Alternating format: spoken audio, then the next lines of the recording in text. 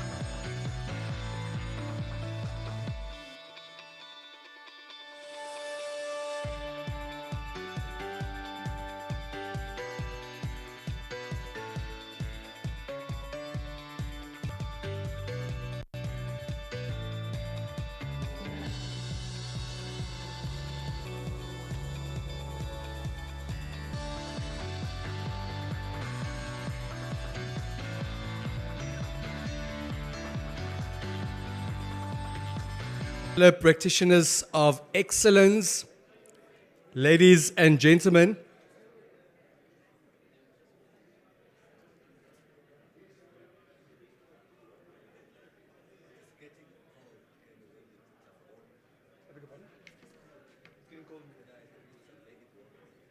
of excellence, final session of day one. I want to reiterate about this, and hopefully those steps will the feedback forms. There are boxes at the beginning, of course. Just news for those who want to access the presentation exposed to this first thing on the website. Klaus Schade, I can see, is back in the house. I would like to invite all of you to get hold of questions are sufficiently dealt with, but also reach out to the organizer and we will take it upon ourselves. 200 years ago in Economics 101, I learned that every single thing on the choice to go for hydrogen and global decarbonization is not able to make it, but on good authority that to mobilize resources to members. I'd like to call upon a colleague over many years contribution to the discourse together for Mr. Robin Sherborne, international.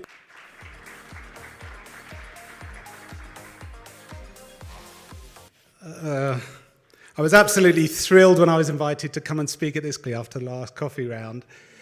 It's actually great. And I insisted on being here in person rather than just being beamed in via the screen. And I think that too is paying off, certainly. So I'm just going to go through my present quickly in parts. Forgive me if I start on a bit of a personal note, because I think what I have to say is best understood by where I'm coming from. So I very much see myself as official firms involved in green energy in Namibia or elsewhere. So I really think I'm about as independent as one can be.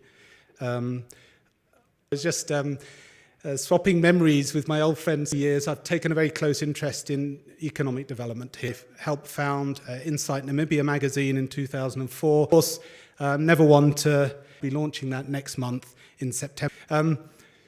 So that's what I'm going to try and do today. I'd say I'm not some sort of climate denier. In all my 30 years, manner, and I think, in large part that's down to, I don't know if he's here in the audience still, and Nangula. But of course, be blind to the challenges, and I think over the presentations we've already seen. Also, Griston, the app ammonia as well. Can we do it? Because everything else based great, but it will not happen. Sorry, I'm having trouble with at core this whole issue project of ours. The first is water desalination. It's been mentioned. We even have experience of water when it was inaugurated, and very exciting it was. But then we get on to the electrolyte. We're looking at scale, and that's exactly what we need. Megawatts in China, renewable energy, and of course this is where Namibia scores particularly well. Either solar, because remember all these building blocks scores with its wind resources and its solar resources. Liquefaction, I think that should say liquefaction. Again, it's been mentioned before. Power at all. It's going to now again developed. Storage. How will all this hydrogen or green ammonia be stored? And then finally, how will it be transported around to create a global market with a trading price that was specifically designed to. So these are the main building blocks of what we're trying leads to risk. See, which show, and you can see there's the grey hydrogen on the left. That's roughly renewables on the right. But even the lowest is we're talking about according to of hydrogen. So I don't think that's the intention. The US has very explicitly framed this sort of moonshot program of theirs, which is the 111 program, 2031. But I think we're all trying to reach that point because cost is just so critical. Now, what gives us a lot of hope that that can be done is the next chart. And the LCOEs, basically the lifetime costs, 20. And you can see that some quite dramatic things have happened even in 1 decade in terms of rated solar power and offshore wind. Scale is one, this sort of path, but it's not a given, of course. Direction now? Advantage, or might it be here? Have an advantage, they take greater risk, win a higher price in them. Discuss this, but I would say we're in a where you do achieve that price of green hydrogen as possibly low-cost producer, and it's competing against other. But I think at the moment we're all just trying to get as low as possible. So then, now when I read the government's C26, although I see 20 hydrogen by 2030, go as fast as possible on this. And I'm thinking clearly net zero by a little bit differently and more realistic. All the countries that have some sort of chart on the right is a diagram. We have certain advantages, but we're if you like, competing. Said about this particular, but what's that word begins with R? With everything I've said up to now, feasibility study for at least another 2 years. So many bits that have to come in. Someone's already raised this 9.3 an economy tacked on. I don't want to go into the details of this, but it's likely to involve international. Will emerge over big. The Namibian state really does have to get involved. Hard, it's so big, it's so important, it's going to be so important for national development in Namibia. It's hard to think that something like this could be completely private sector driven, managed, run. That then gets financed, I think is an important question. Was said about money. Who raised, sorry, this isn't working particularly well, maybe the battery's running out. Namibia's already, I would say, highly indebted, growing, to borrow, and make huge windfall profit other than the more exciting up and down or lot of the two. Taxation and regulation will be absolutely critical. But I have to say, the Namibian Investment Promotion Act, and I'm just being totally honest here, if I change, it has to be crystal clear what these long-term investors get away from that. And of course, Namibia must cultivate a reputation, involves all sorts of geopolitics, which I don't want to go into now. Supplier, yeah. Skills are an issue, so then they can run this industry. Pretty much low cost, huge. And remember, we're going to be asking the oil on the rest of the economy. Oops. I want to, we all say this is new. This is new to Namibia. It's new to the world, and that's definitely true. There hasn't been anything quite like green hydrogen in Namibia before. Settle on the mining sector, which I know just looked at how you can't spring nasty surprises on long-term investors. In diamond mining, that hasn't happened. We haven't done that. Maybe that's because government is a 50% shareholder in Namdeb. Get involved in sorting out disputes between government not to have an impact on the industry. Withholding taxes on services, export levies, additional conditions, tax deductibility of royalty taxes, new taxes on dimension stone, scrapping of EPZ's incentives. Words are cheap. This is what we've done over the last. Question number 4. But it's about how to get by its absence is Namibia. There's no big round blue and will become an incredibly important part of the global economy. But we have to recognize there's a transport issue here. This is the Suizo Frontier picture. It's early days, it's very exciting before, or maybe there's some combination of all three mechanisms to distribute the hydrogen to where it actually gets consumed. It's stored to Namibia, or use Namibia as a green hydrogen refueling station. Again, industries, which it would make more sense, has been built near cheap places where the green hydrogen is. And finally, question number 6, and I'm coming to touched on this.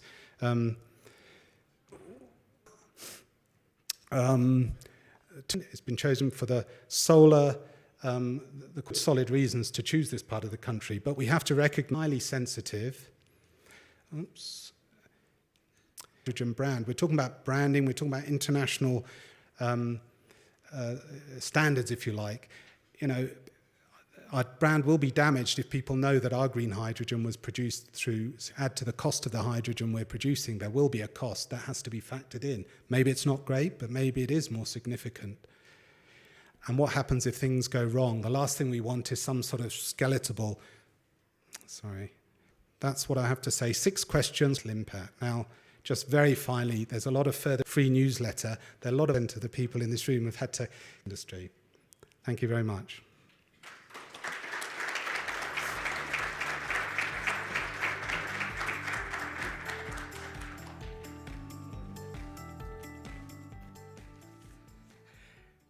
Robin Sherborne continues to shoot. Dr. van Dorderen, correct me, constructive, but vibrant and rigorous consensus about what is the best way forward. The next to speak.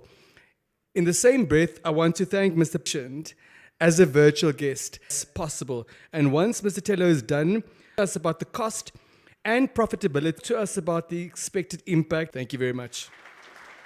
Over there, I think. Hear you, and we're ready for you. As well. Okay. It was. I was also in only the going trip, but I am with you. Like, let me about Chile and Namibia. We are like more than 88.5 thousand kilometers away, and as I said, although we are very power solar power.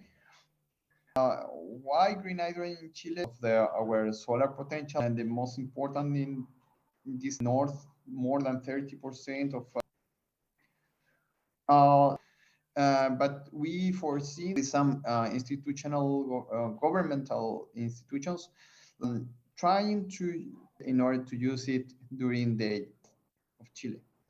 So we started supporting the first international 2017 came of this technical document where we started with something the regulatory strategy Ministry of Energy, which is up to 2020 and until the day of today. Then ecosystem to support them. Under that context, very good analysis of different aspects help them or can realizing during this analysis for environmental aspects and permit putting together with the development or the project development. We were supporting the Ministry of Energy in the elaboration, already 2 years old, and also some by the end of the needs of the Latin America. How was our experience dealing with the new steps for this new economy? And we created this platform of I think countries. And we create this H2 newsletter information and most sign in if you like to have more information and news. So is that the system and the hydrogen development in order to support not only the because all these projects to work and to working with the local with colleagues there. Our experience from Chile to the Dominican Republic. Summary of some projects.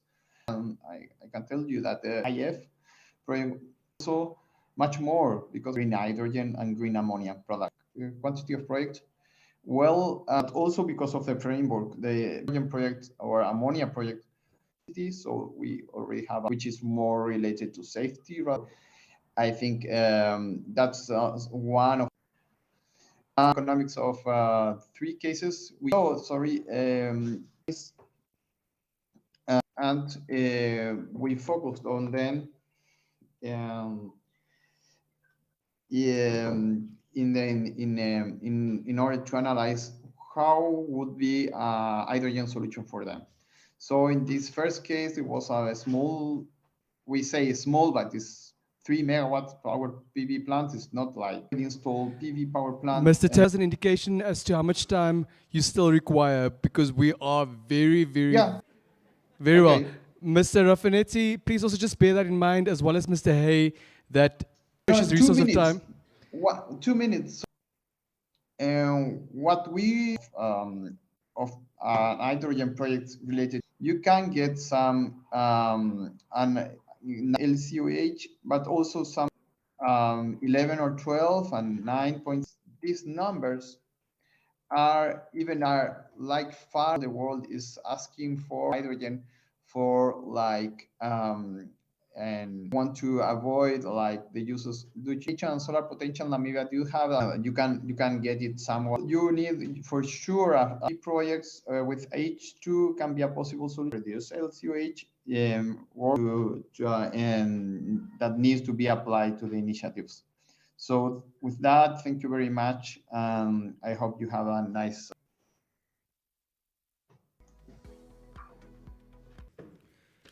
Properly got the graveyard shift at Denver. I will try and be so much time talking about this project in other parts of the world.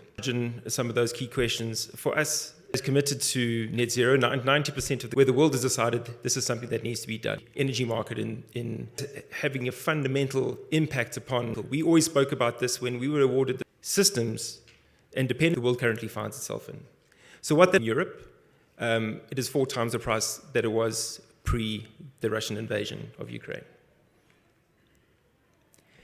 What does it actually mean to go net zero? The 1.5 degree Celsius path, zero of that goal. Direct electrification to decarbonize through direct electrification. You then go down to the bottom right-hand corner of that screen and you say, okay, what does that mean then for tradable products? And tradable products, that what we mean is products that can be where hydrogen can be moved in an efficient form. And we don't have liquid hydrogen in that. We think at this point, with all the technology risks around liquid hydrogen, direct hydrogen supply is far more likely to be utilized as opposed to liquid and raw iron. Raw iron, you may ask why have we got that in that corner. It's because, to Robin's point, you can move the commodity to where the resource is in order to to make the 1 million tons of a market by 2050 to meet the 1.25 years. That's what it practically means on wine Namibia. You obviously start with the resource. You have to go to the place with the best sun and the wind in the world. But to Robin's point around government mobilizing around a common vision, I don't think there's another country in the world that's doing what Namibia is doing at a coordinated government level, at a senior level within government, where this is such a high national priority. And it is only with absolute drive and conviction can difficult, complicated, incredibly complicated projects like this nature be realized. And we think, certainly on the African continent, we think Namibia is untouched in terms of its competitive advantage, and that competitive advantage is its natural resource, plus all the other things that make countries successful: the rule of law, the democratic support to mobilize capital to invest into Namibia on the scale that's required. Again, what does this mean in terms of the supply chain? The world has to build an enormous amount of capacity across the entire supply chain in order to make decarbonization work. Now, what does that mean practically for Namibia? Look at the wind and the solar in Namibia. If you had to replicate the same output of hydrogen in Germany, you'd need to build twice as many wind turbines. So the impact on land becomes enormous. On solar, it's even greater. Namibia has a 3 times advantage over Germany. Again, hydrogen into the economy as you possibly can in order to drive decarbonization. It makes sense to go to the place in the world where you need to deploy the least amount of equipment, because you can do it the fastest. Because we need to put this all into context. This then becomes the two land parcels that have been awarded by government through the first tender process. So if we look at the area, it's around 4,000 odd square kilometers. The entire Sakahebe area is somewhere in the order of 12. What I'd like to do now is, let me just go back. So at the electrolyzer, you'll see wind turbines, solar panels, an electrolyzer where there's a central manufacturing facility for the manufacture of hydrogen, and then you'll see pipelines bringing water in, taking hydrogen back out, and electricity will then be combined with nitrogen to manufacture green ammonia for export.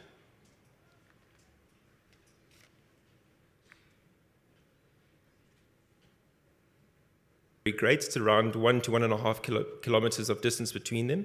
The solar panel arrays are, and then hydrogen pipelines taking the hydrogen back out into the connecting corridor to take the hydrogen back to the port. And the reason why we move high energy in a very, very small piece of infrastructure. As an example, to move this 4 times 400 kV transmission lines, that's 200 meters wide of infrastructure running down the length of the park, as opposed to moving it in one very discrete pipeline facility. And now this is the export facility into the. Is a rapidly deployable system, has a small environmental impact because you don't need to build breakwaters, additional infrastructure. A year to the day since we started throwing ourselves wholeheartedly at this project. Formally, through the process, before that, we had been working on it for at least another 6 months before that, very, very hard. The reason why the environmental is first is because that's the most important. Out of everything we do in the environment is the most important. We are here with these projects in order to drive decarbonization. What we cannot be doing is harming the environment in the process. We've done an enormous amount of work to plan of how to be sustainable. We've been then working very closely with government on the SEDI master plan. That is, we need to build infrastructure that's not going to only enable the first project, but is going to enable an industry. How do we do that in a way? About that today, there's been a huge the architecture for a new industry, and this is something that government drive the long-term behavior that you want as a country. This is get things wrong. It's impossible to build a new because we still didn't the environmental footprint. Our project for subsequent a person to Lisenhafen, all Namibians, all based in, is so critically important. Without winning the hearts and minds of Namibians and bringing everybody within Namibia along on that journey, we simply aren't going to be successful. And this is what it's a stepping stone. It's the first stepping stone in this journey for Namibia. We think that conceivably, Namibia could get to 15 million tons of hydrogen production a year. Yes, for us as Hyphen, is that we need to work long-term objective, because ultimately that is what the world needs. As humanity, to be successful, we need to drive decarbonization. It raises very, very difficult questions, some of which it requires remote areas. It is simply an enormous amount of capital. Just the first project DP of the country. And with equipment prices and the war in Ukraine, pricing has actually gone up. So is the scale of our project. So we over $10 billion now in terms of scale. So I'm going to leave it there, and hopefully, Denver, I have managed to do it as succinctly as possible. Thank you.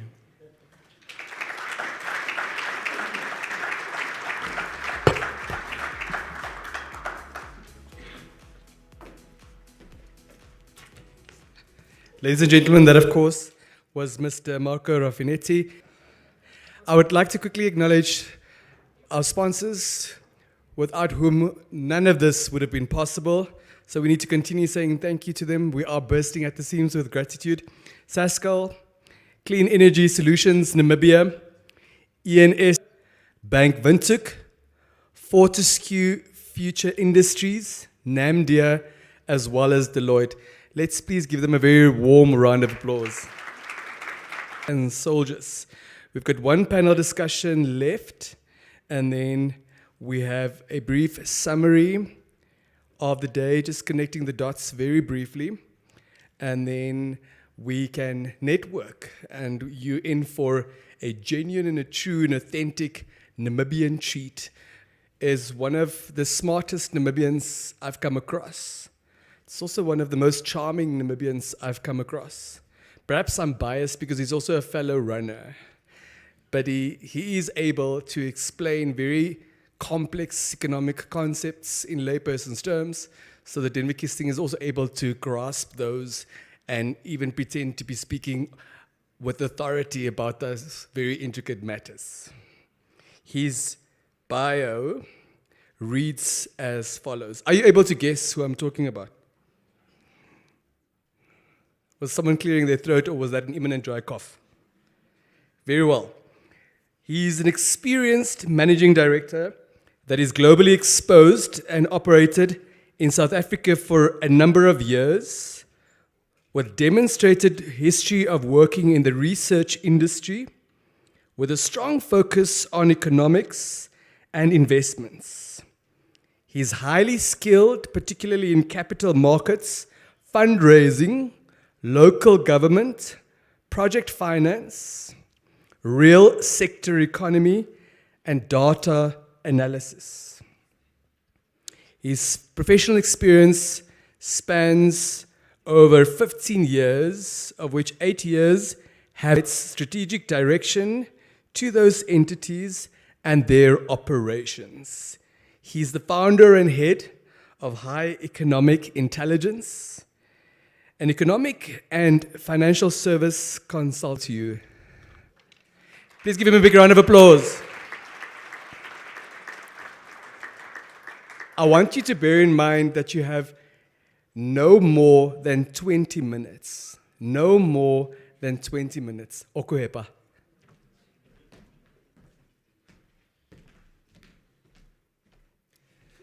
Thank you, Denver. I think 20 minutes should be sufficient. With your permission, if you don't...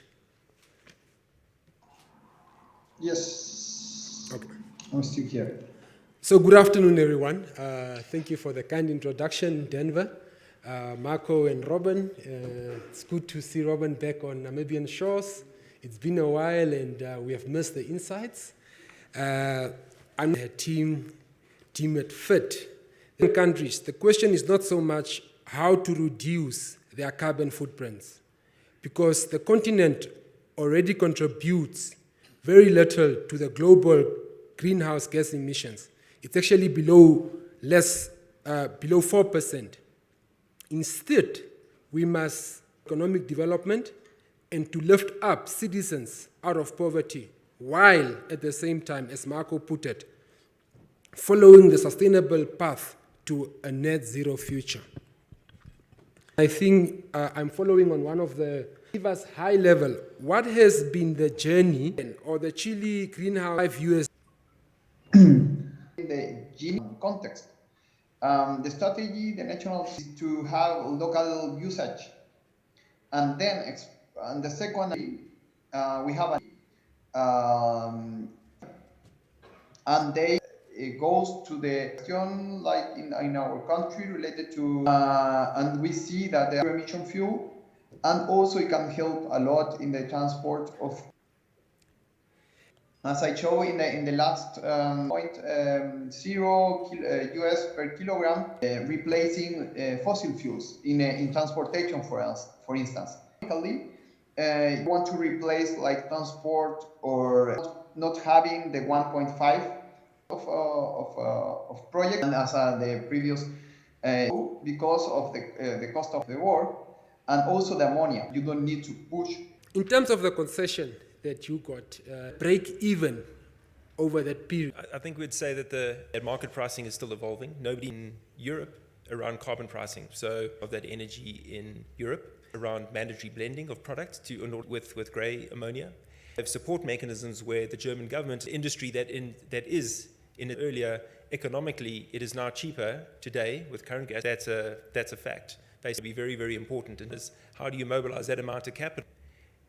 We're not manufacturing equipment, and you deploy that at cost of capital is a major, major, major driver. Climate is.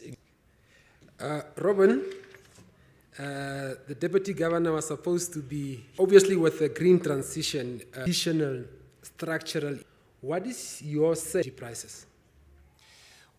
Again, become a major exporter of green hydrogen or green ammonia. And the question, I suppose, is hydrogen.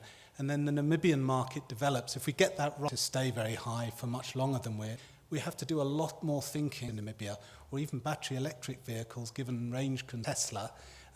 We're talking about taxi drivers in Windhoek having to carry on with their taxis unless government's going to come along with a big sack full of money and say, here, have a Tesla. We're not a technology leader. The technology comes from the rest of the world and we adopt it, but we adopt it at our own pace in a way that makes sense for us and doesn't put people like taxi drivers out of business. So it's and I think with all the institutions that we're setting up here, with research. I think it does speak to the deeper conversation we need to have around the green hydrogen conversation. A graph of north is where wind is.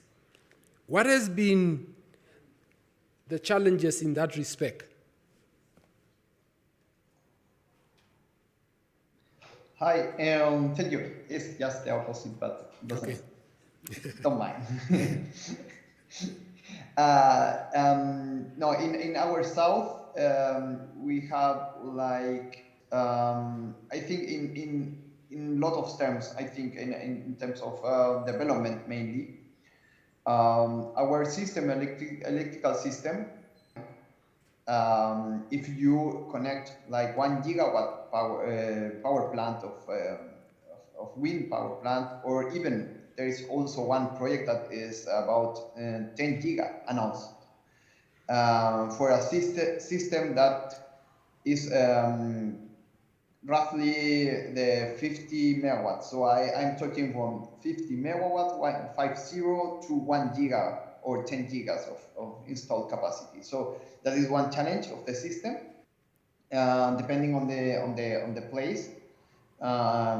You will have some permits, you will have for sure environmental impact. Every project has environmental impact, more or less. So we have to assure and go like in the line with the environment, how to deal with such kind of the local cities. So that are some of the questions that we are now working on, I think, in terms of more challenging issues. Thank you, sir. Coming back to Marco, the Namibian challenge that was earlier highlighted by the chairperson of the Economic Association was around land And in that, you speak about 15,000 construction jobs and 3,000 permanent jobs.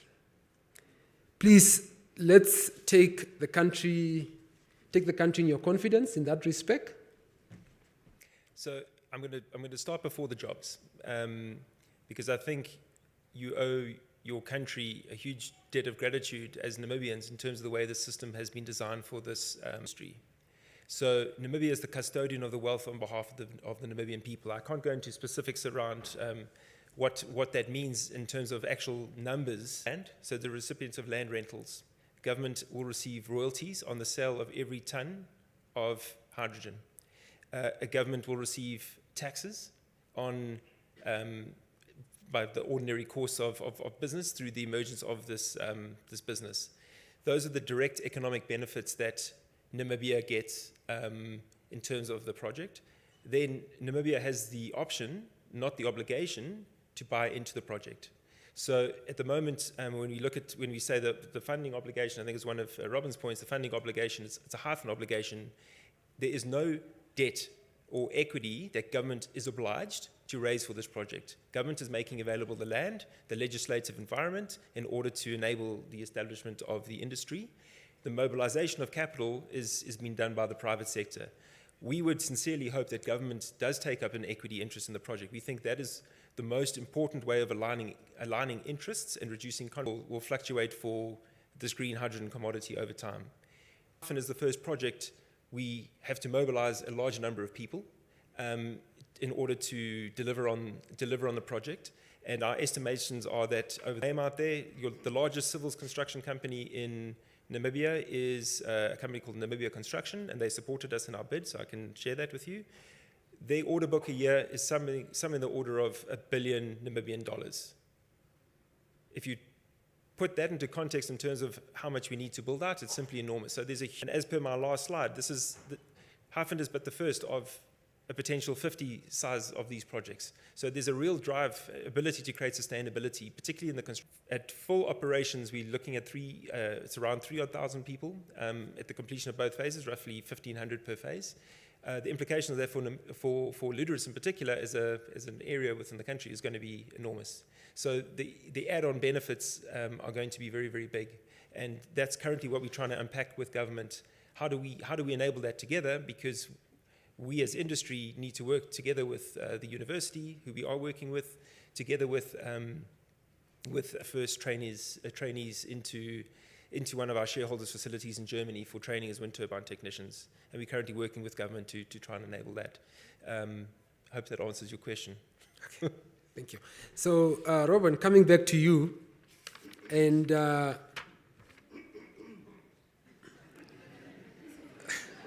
you gone over your I guess that should be the last one then. Yeah.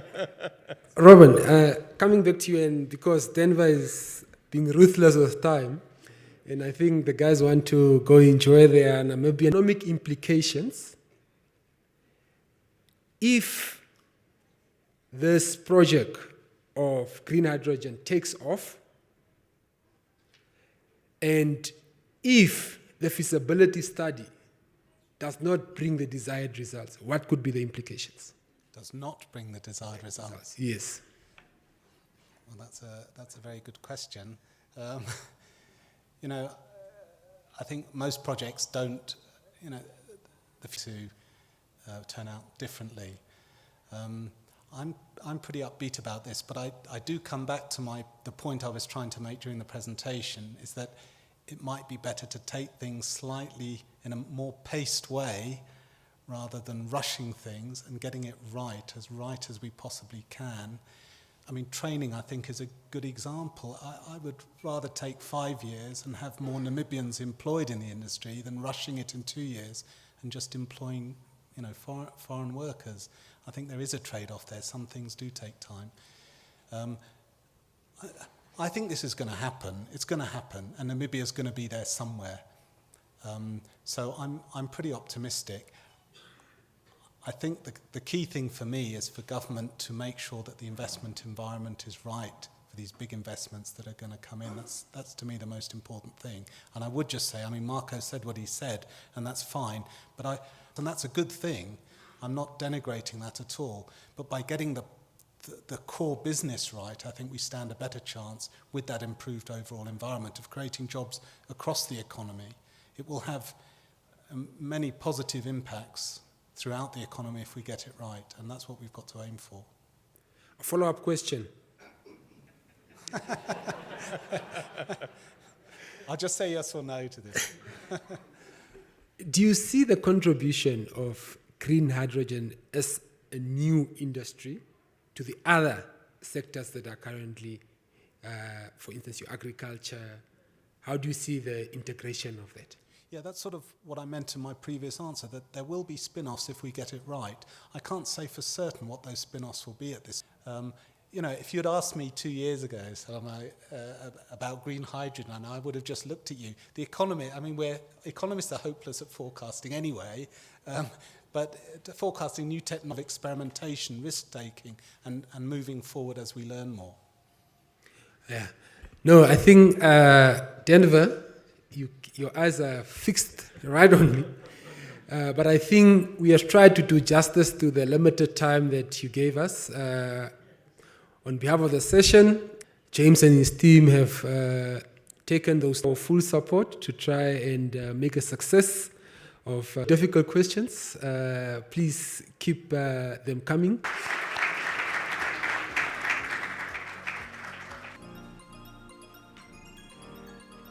Please give them another big round of applause for the rush. But you indeed did just to distinguish between imaginative, which you used correctly, of the Namibia National Green Hydrogen Conference will be a very brief and to the point one. For a brief summary of the day, give him a round of applause. Thank you very much, ladies and gentlemen. I indeed tried to be brief. I think you've been patient enough, and there was a lot of food for thought today. And also a lot of critical voices here in the room, platform, where we come together, create I don't think this we can elaborate in 2 days of conference at this point in time, but I think this is, as it is, loads of notes and try to summarize, catch up on some of the highlights, and I think actually is a great opportunity for Namibia and to tackle our pollution is poverty and hunger. So if we could do this right, we also later then Nangula give, while we are at this, NIPDB a big round of applause. Later we learned about the three new pilots James then announced today. And I think it's very exciting to see what to come. And I hope that, and I speak also in my own capacity now, because we try to hinge on one of the pilot projects as a research project, that they really become a success story, because they all then, at the end of the day, also create the success story for us here in Namibia, for the country at large. At the end of the day, which are aspect, the available trained specialists. And I think that's still the experts within government, but also within the different stakeholders here in the room, but outside as well, is I'm sure we will come to a great success story. And Namibia is really in charge of this destination to make this a success story. And I must say, I'm actually very proud to stand in front of you now today and to be part of this movement, to have and to move forward with this. I would like to actually now conclude to thank you all for taking time until this late hour. I know that the day was very full, it was very packed, but I would like to encourage you to actually pop an email to info@namgh2 to respective experts, and if there are more experts involved, we obviously pass it to all of them. And with that, we want to continue the engagement with the movement to assist in developing this ecosystem.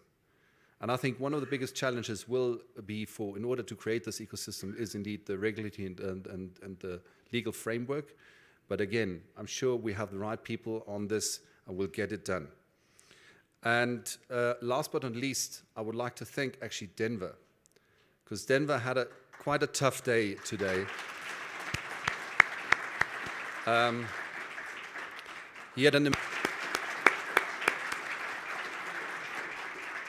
And with that, I would like to conclude for the day. Thank you very much for being here with us, for being Minister, and we'll also expect the Minister for Mines and Energy and many more very, very high-level experts to provide interventions here.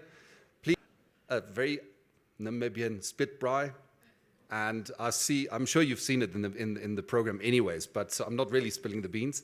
But yes, we have a nice spit braai to really have a relaxed evening, to mingle, to network, to have a nice conversation. Thank you very much. Have a lovely evening and see you tomorrow morning. Thank you.